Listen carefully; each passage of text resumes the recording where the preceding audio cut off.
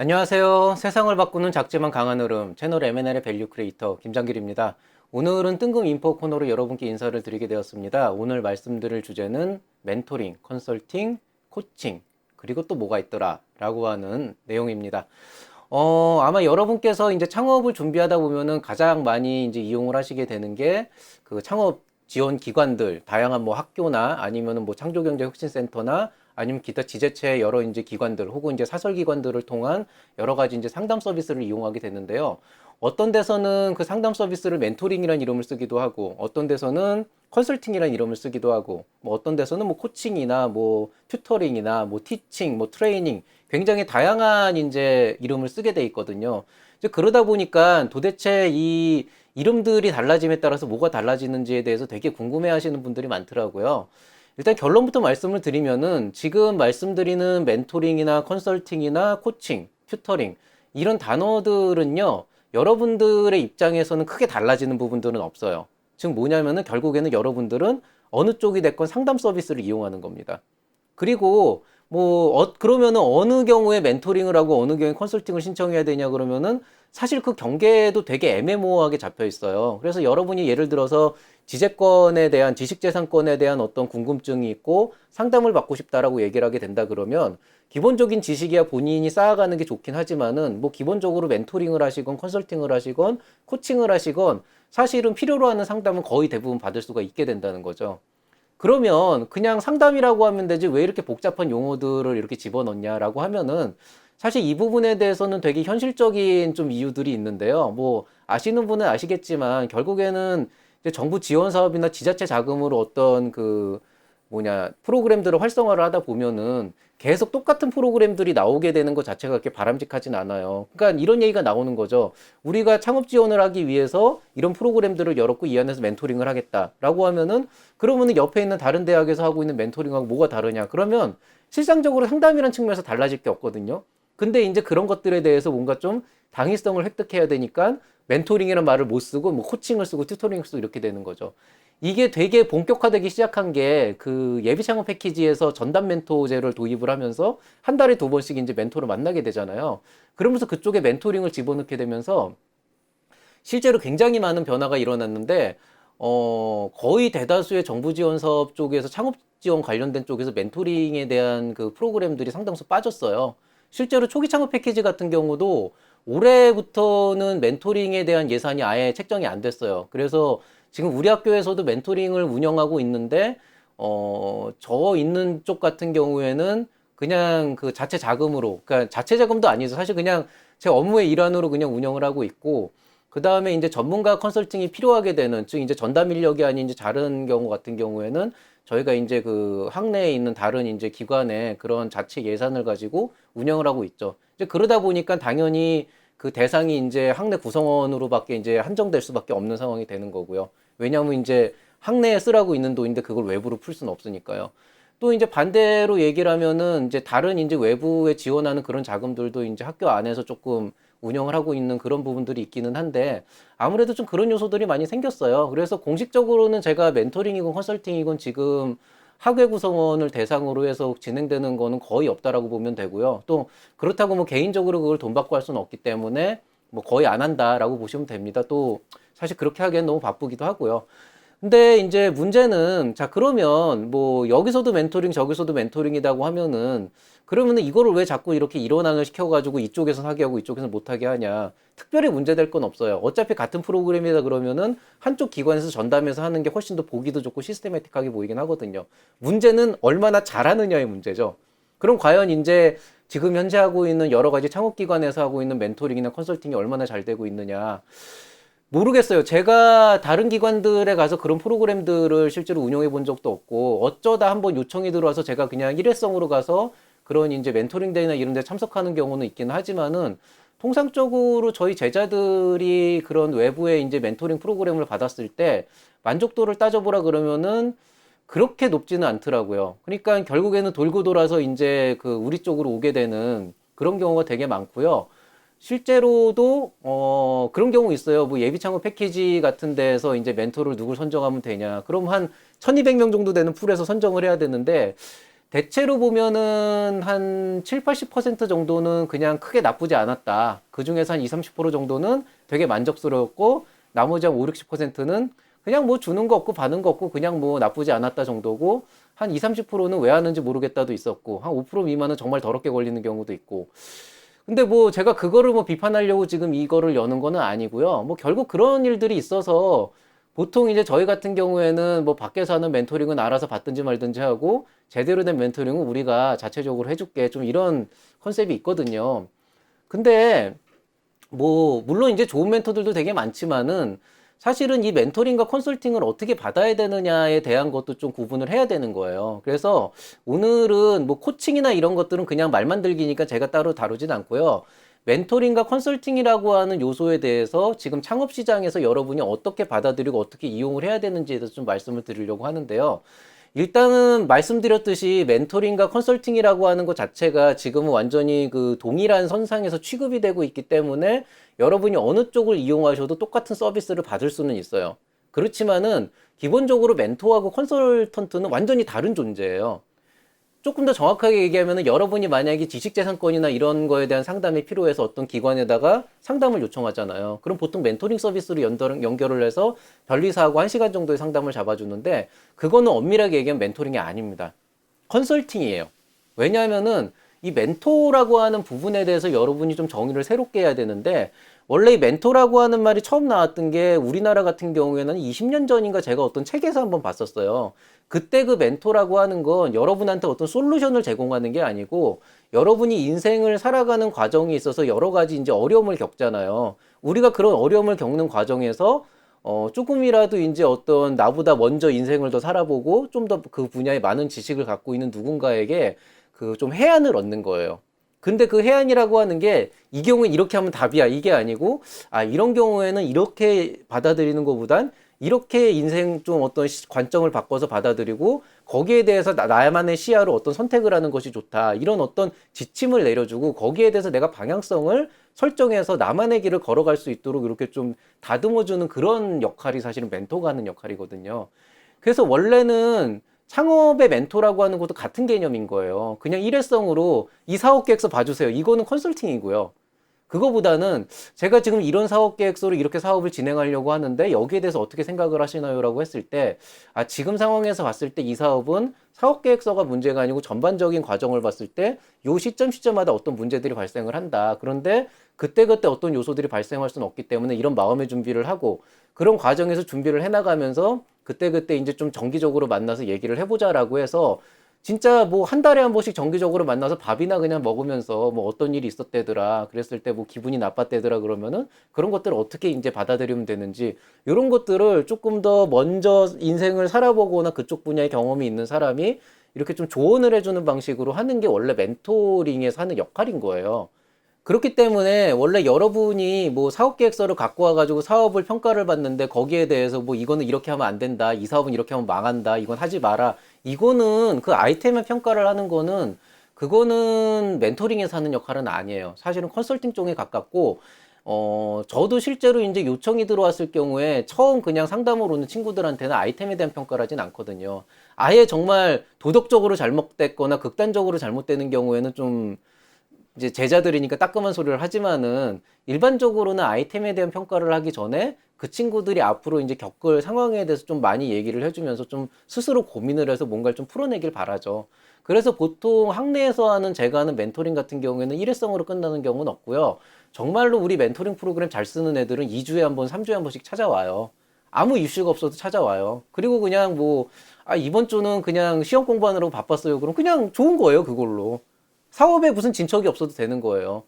왜 당장 뭐 할 거 아니니까. 그 얘기 좀 하다가, 그래, 잘 가, 다음에 또 와. 그래가지고 얘기를 하다 보면은 스스로 알아서 자기 길을 찾아가거든요. 그것들을 지켜봐 주면서 조금의 이제 어떤 문제의 요소들이나 조금 위험할 수 있는 요소들은 그때그때 조금 이렇게 지적을 해서 조언을 해서 그런 부분들을 본인이 감수를 하던, 감수를 안 하고 미리 대비를 하던 그런 것들을 할 수 있는 그런 지침을 설정해 주는 게 원래 멘토가 하는 역할이죠.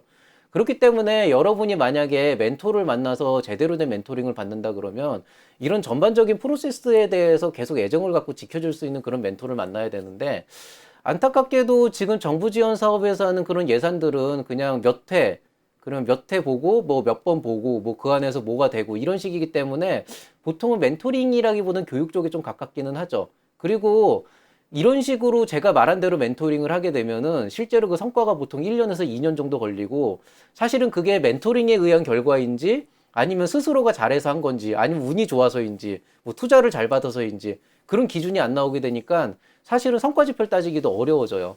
그렇기 때문에 보통 일반적으로 지원 사업에서는 멘토링 같은 경우에는 뭐 그거 성과로 뭘 했다 이렇게 되는데 사실 뭐 우리가 어떤 인생의 지침을 알려주는데 그게 뭐 1, 2년 사이에 성과로 나오는 건 아니잖아요. 그래서 지금 학교에서 하는 멘토링은 이런 것들을 조금 적정 수준 섞어가고는 있지만은 다행인 거는 이제 이런 활동들을 한 2년, 3년 가까이 하다 보니까 자연스럽게 이제 이쪽에서 활동하는 친구들이 자연스럽게 성과를 내주기 때문에 그런 것들이 이제 자연스럽게 실적으로 잡히는 그런 어떤 축적되는 힘들이 있습니다. 그래서 지금 저희 기관 같은 경우에는 멘토링이 굉장히 잘 되고 있는 케이스지만 아마 제가 장담하는데 대다수의 기관에서는 이런 멘토링을 하기 힘들 거예요. 왜냐하면 자체적인 멘토 풀도 없고 대부분 이제 외부의 전문가 인력이나 이런 인력들을 영입해가지고 그때그때 이제 횟수로 해서 몇 회하고 뭐 멘토비 지급하고 이런 식으로 끝나기 때문에 좀 그런 부분들이 쉽지가 않고요.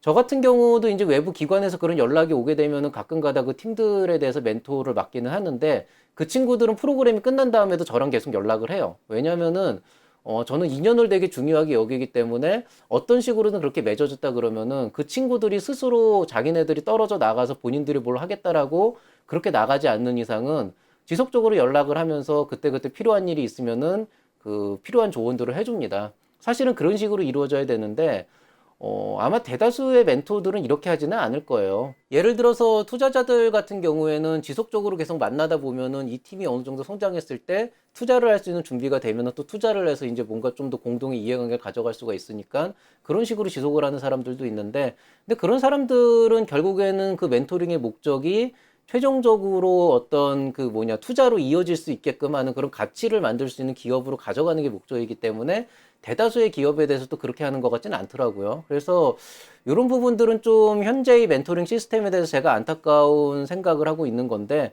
뭐 현 시점에서 딱히 뭐 나아질 수 있는 방법이 있는 것도 아니고 사실은 제대로 된 멘토를 만나야 되는데 그런 경우가 많지 않기 때문에 좀 어쩔 수가 없고요.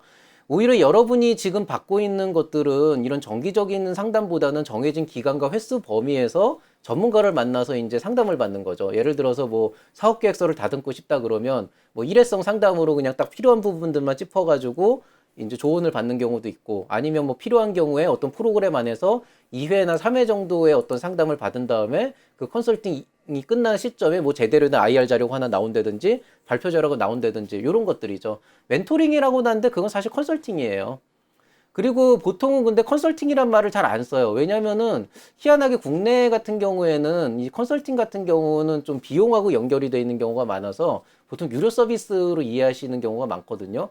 그래서 이제 좀 우리나라 안에서 하는 지원 사업 같은 경우에는 멘토링은 약간 좀 정부 지원 자금이나 이런 외부 자금을 끌어다 하는 약간 그런 무료 서비스로 인지가 되고 있고, 그 다음에 이제 컨설팅 같은 경우에는 어떤 사설 기관이나 아니면 이런 전문가, 뭐 진짜 컨설턴트가 아니고 회계사나 변리사나 이런 사람들한테 정식적으로 이제 돈을 내고 쓰는 그런 이제 유료 서비스로 보통 인지가 되고 있죠. 그런데 뭐 그거야 뭐 어차피 뭐 국내에서 어떻게 인지되고 있냐의 문제니까 그 인식 자체를 뭐 뜯어고칠 필요는 없을 것 같고요. 그냥 다만 여러분이 컨설팅에 가까운 멘토링을 받는다 그러면 결국 뭐를 얻어가야 되냐. 여러분이 조금 준비를 많이 해가면 받을 수 있는 게 많아져요. 예를 들어서 여러분이 지재권에 대한 컨설팅을 받고 싶다 그러면 적어도 지식재산권이 어떤 거고 그 안에서 어떤 요소들이 있는지를 먼저 좀 파악을 하고 나면은 정확하게 토픽들이 나오게 되잖아요. 그럼 그 토픽들을 가져가서 멘토링 컨설팅을 받게 된다 그러면 변리사는 완전 그쪽 부분에 특화된 사람이니까 그런 부분에 특화돼 가지고 여러 가지 전략적인 요소는 고려할 점들을 조금 더 이렇게 자세하게 풀어줄 수가 있겠죠. 물론 그것도 이제 좀 컨설턴트 따라 다른데 이제 컨설턴트는 이제 공식적으로 보면은 원래 자기의 그 전문 지식을 업으로 삼는 사람들이기 때문에 여러분이 생각하고 바라는 것 이상의 어떤 전문적인 지식을 주진 않아요. 왜냐하면 어차피 멘토링비라고 해봤자 뭐 보통 시간당 10만 원 정도에서 한 20만 원 정도인데 혹은 5만 원짜리도 있고요. 뭐 그런 것들이야 일반적으로 그냥 풀을 넓히고 좀 경험을 쌓기 위해서 하는 거지. 사실 뭐 그거 한다 그래가지고 그런 분들의 시간 단가가 훨씬 더 높거든요. 그렇기 때문에 그런 식으로 해서 뭔가 서비스를 다 받으려고 하는데, 제가 가장 인상 깊었던 어떤 분은 본인이 특허 명세서를 써와요. 그리고 첨삭을 해달라고 하는 거죠. 그런 거는 해줄 수가 없죠. 왜냐면은 본인은 특허 보통 한번 출원해서 내려면은 한 200만 원 정도 들어가요, 등록할 때까지. 그걸 다 이제 무료 멘토링으로 풀려고 하는데, 그거는 변리사들이 그렇게 하려고 하는 사람은 없죠. 왜냐면은 두 가지 문제가 있는데, 일단은 본인의 전문 지식을 그렇게 해가지고 무료 봉사를 하기 위해서 그 일을 하는 것도 아니고, 그 다음에 또 하나는 그렇게 뭐 한두 시간 안에 그렇게 첨삭한다 그래서 그게 좋은 특허 명세서가 될 수가 없거든요. 보통 굉장히 시간이 많이 걸려요. 그 단어 하나하나 다 고쳐야 되기 때문에. 그리고 실질적으로 그렇게 해가지고 등록이 되냐 그럼 또 그런 가능성도 굉장히 적고, 그렇기 때문에 여러분이 컨설팅을 받는다 그러면은 그렇게 구체적으로 돈 주고 해야 되는 일을 이걸로 때워야지라는 생각으로 하면은 안 되고요. 이렇게 생각하시면 될 것 같아요. 결국에는 특허 명세서나 이런 특허 등록을 하건, 지재권 출원을 하건, 아니면은 뭐 법률 상담을 실제로 본격적으로 이제 수임료를 받아가면서 진행을 하건, 아니면 사업계획서 같은 경우는 요즘에 컨설팅은 저는 별로 좋아하진 않는데, 어쨌든 그런 실질적인 비용이 나가는 그런 컨설팅을 해야 된다고 한다면 그 전 단계로 여러분이 어느 정도 방향성을 갖고 어떤 부분을 정확하게 이제 컨설팅으로 풀어 나갈 것인가를 방향성을 잡는 데는 멘토링이 되게 도움이 됩니다. 지재권 같은 경우에도 간단한 전략이나 방향성을 잡게 되면은 본격적인 이제 그 특허 명세서를 쓰거나 그런 부분들은 이제 뭐 그 변리사도 좋고 다른 특허법인에 이제 맡길 수가 있게 되는 거죠. 그러면은 보통은 이제 그런 상담 서비스들이 대부분 아워 차지, 그러니까 시간당으로 들어가기 때문에 그런 시간을 대폭 단축시킬 수 있고, 또 프로세스가 짧아지면서 여러분이 원하는 서비스를 조금 더 합리적인 비용에 빨리 받을 수 있는 그런 이제 요소들이 나오게 돼요. 그래서 보통 이제 멘토링이나 컨설팅을 받았을 때 만족스럽지 않았다라고 하는 분들을 보면 크게 두 가지가 있는데요. 첫 번째는 얘기했듯이 그 오는 멘토나 컨설턴트가 그렇게 제대로 되지 않은 인간인 경우가 있어요. 그 무시할 수 없습니다. 저희도 이제 주변에 많이 들려와요, 안 좋은 사례들은. 근데 뭐 그거 성토하자고 있는 건 아니니까 그건 배제시켜 놓으면은 실제로 또 상당수의 부분이 이제 본인이 그 부분에 대해서 지식이 없기 때문에 이제 오는 경우가 많죠. 그런데 뭐 특허 같은 경우도 본인이 웬만큼 거기에 대해서 좀 어느 정도 지식을 갖고 오면은 사실 상담받기 되게 좋거든요. 그런데 사실 유튜브 한 번만 들어봐도 되는 거를 이제 만약에 그냥 와가지고 특허가 뭐예요부터 시작을 하면은 당연히 그 시간 동안에 멘토링을 해줘야 되는 거니까 얘기를 하는데, 정작 여러분이 듣고 싶은 얘기는 하나도 못 듣고 그냥 특허 얘기만 듣다 가는 거예요. 여러분한테도 상담으로 온 변리사나 전문가한테도 시간 낭비가 되는 거죠. 그런 부분들에 대해서는. 그렇기 때문에 여러분께서 만약에 제대로 된 멘토링을 받고 싶고 정말 그거에 맞는 어떤 그런 그 효과를 내고 싶다라고 한다 그러면 여러분이 멘토링을 할 때 목적하는 거를 좀 확실하게 해나가면 좋을 것 같아요. 예비 창업 패키지도 마찬가지인데, 사실 예비 창업 패키지의 멘토가 정말 할 얘기가 많은데 그걸 공식적인 석상에서 얘기를 할 수는 없기 때문에 간단하게 말씀을 드릴게요. 정말 좋은 멘토들도 있고요. 그냥 뭐 별도 안 되는 멘토들도 있어요. 근데 여러분이 어쨌든 그 멘토분들도 정부 지원 사업에서 어느 일정 수준 이상의 비용을 받고 하는 활동을 하는 사람들이기 때문에 여러분이 매번 2주에 한 번씩 멘토를 만날 때 그 사람한테 물어볼 거나 정확하게 요구할 사항들을 좀 정리를 해가서 가져가면은 훨씬 더 좋은 양질의 그런 컨설팅을 받을 수가 있어요. 뭐 예를 들어서 당사자가 뭐 변리사가 아니더라도 지재권에 대한 고민을 하게 된다 그러면은 가서 물어볼 수 있고, 여기에 대해서 어떤 사람을 소개시켜 줄 수 있냐 이렇게 요구를 하면 되잖아요. 그럼 그 사람이 그거를 모른 척하고 안 된다 이렇게 하진 않을 거라고요. 만약에 그렇게 된다 그러면 여러분이 민원을 제기할 수 있거든요.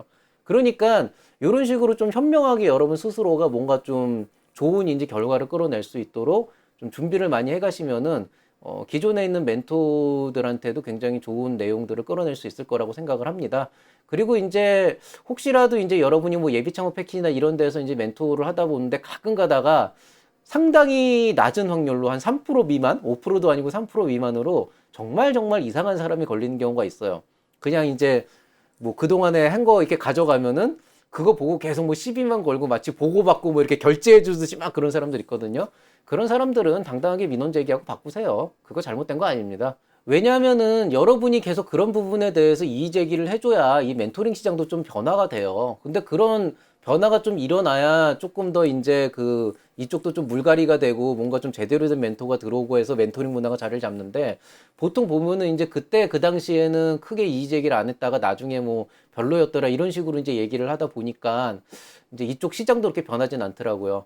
이 예비 창업 패키지 쪽의 멘토 시장은 제가 볼 때는 지난 3년간 크게 달라지진 않은 것 같아요. 뭐 노력은 하고 있다고 하는데.